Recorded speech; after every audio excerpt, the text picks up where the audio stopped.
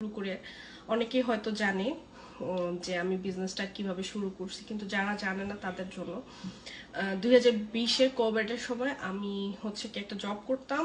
So কোভিডে যখন সবাই লে অফ হচ্ছিল, আমারও লে অফ হয় এবং কিছুদিনের মাথায় আমার হাজব্যান্ডেরও লে অফ হয়।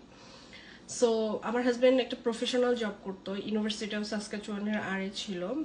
সে খুব ভালো একটা জব করতো। তো হঠাৎ করে জব চলে যাওয়া আমাদের জন্য একটা বিশাল মানে ফিনান্সিয়াল ক্রাইসিসের মধ্যে আমরা আসলে পড়ি।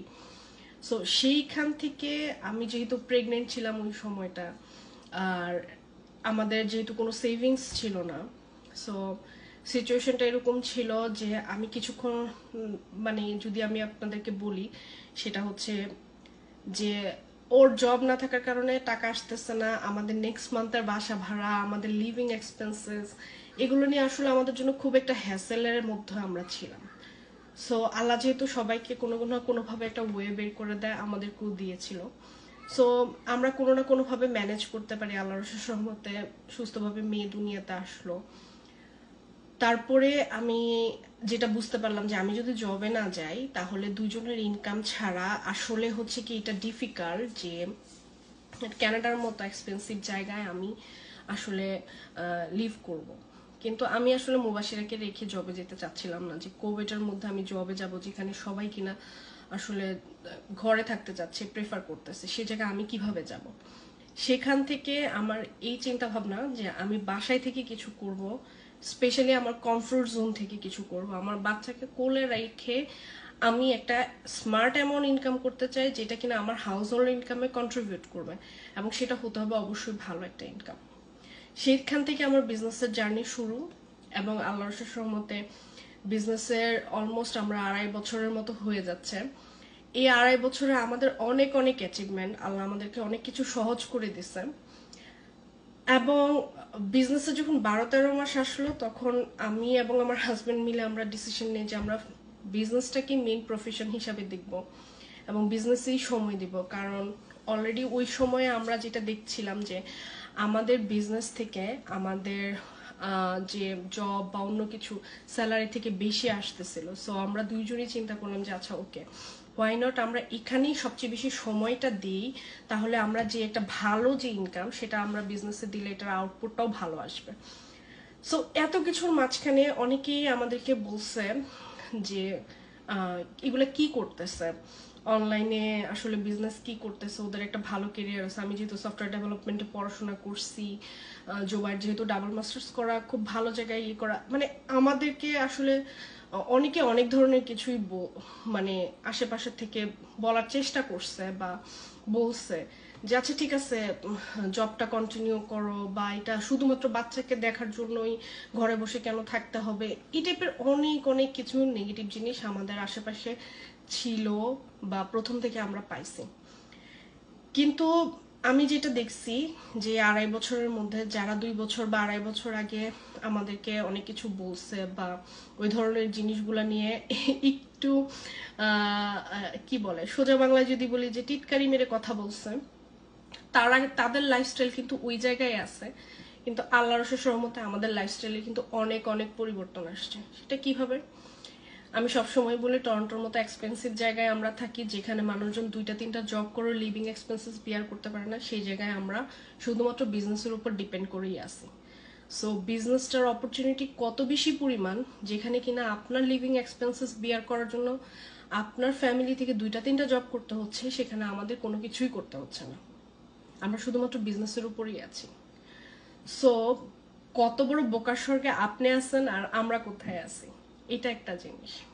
সেকেন্ড যে জিনিসটা হলো যে অনেকে বলে যে সোশ্যাল মিডিয়াতে কাজ করতেছি বা সবকিছু মিলায় আমি তো আসলে সোশ্যাল মিডিয়াতে কাজ করতে অতটা কমফোর্টেবল না বা অনেক কিছু না। আমি সেটার জন্য আমি আপনাদেরকে বলবো যে আমরা যারা দেশের বাইরে ইমিগ্রেন্ট হিসেবে আসি, আমরা কখনো কেউ বাংলাদেশে টিম হর্টনে জব করে অভ্যস্ত ছিলাম না, আমরা কেউ ম্যাকডোনাল্ডসে জব করে অভ্যস্ত ছিলাম না, কিন্তু আমাদের জীবন জীবিকার তাগিদে আমরা কিন্তু সেটাও করছি বা করতেছি, সেটাকে কিন্তু আমরা খুব নর্মাল হিসাবে নিই, তাই না?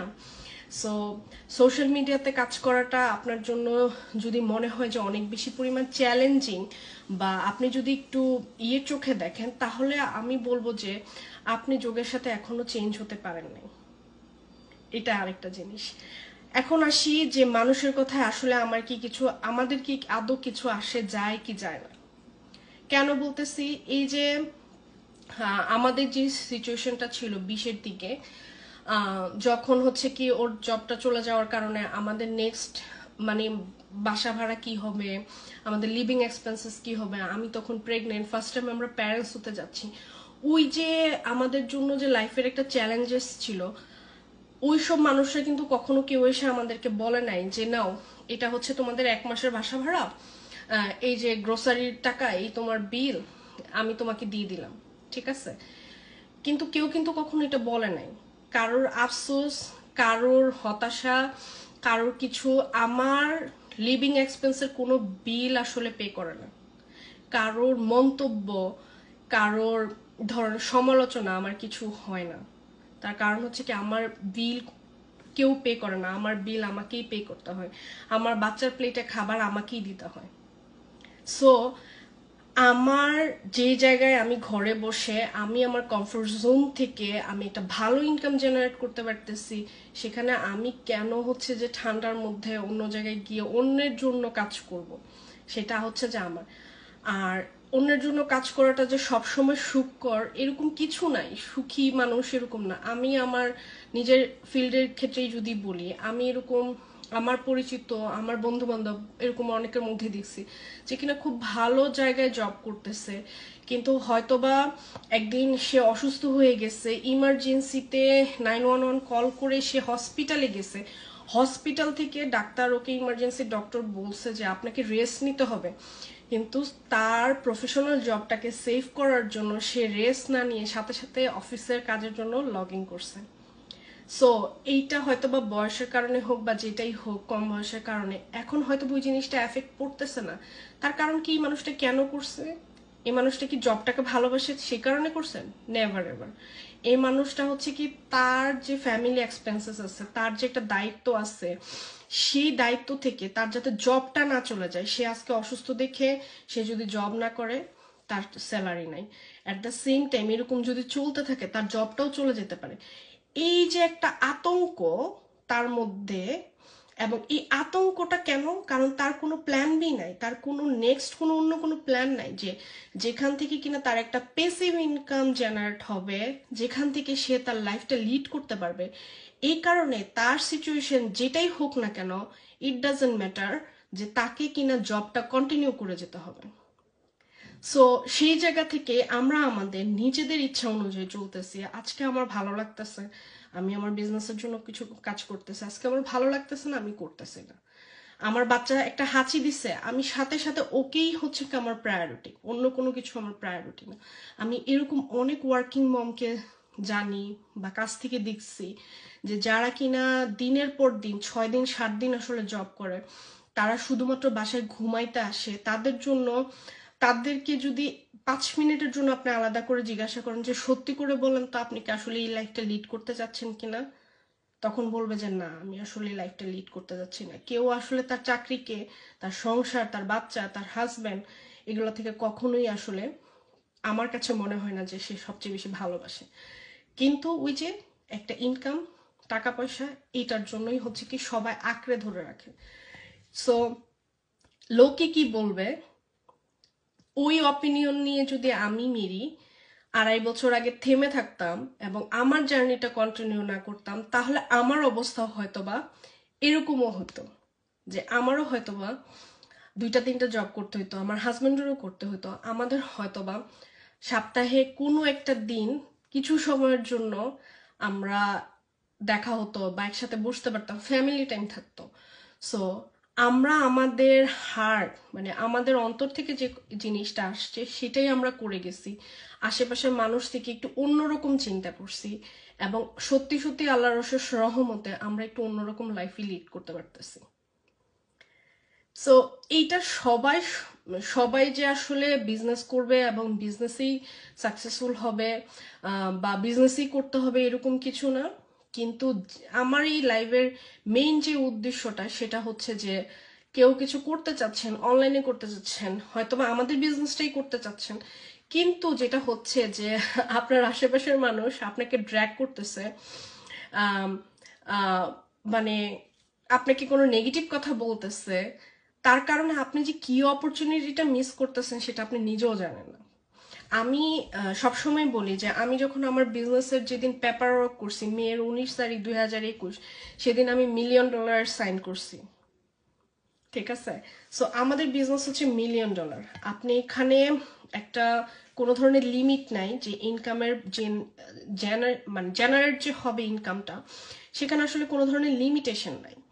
যে বিজনেসের ক্ষেত্রে যেটা হয় বা অন্যান্য ফিজিক্যাল বিজনেসের ক্ষেত্রে, যারা আমাকে রেগুলার বেসিসে ফলো করে থাকেন আমার পেজ থেকে, তারা অবশ্যই দেখবেন যে আমি প্রচুর পরিমাণ ঘোরাঘুরি করি, আমি travel lover, at the same time আমার হাজবেন্ডও। সো আমি টরন্টোতে আসছি 1 বছর হলো। আমি সামারে প্রচুর জায়গায় ঘোরাঘুরি করছি। সো লোকে কি বলবে এই জিনিস যদি আমি চিন্তা করে রাখতাম আমার লাইফে, আমি হচ্ছে কি সামারে আমি খুঁজতাম যে সিজনাল কোথাও গিয়ে আরো বেশি টাকা কিভাবে ইনকাম করা যায়। সামার এনজয় করা আমার জন্য পসিবল হতো না, বা উইন্টার এনজয় করা আমার জন্য পসিবল হতো না।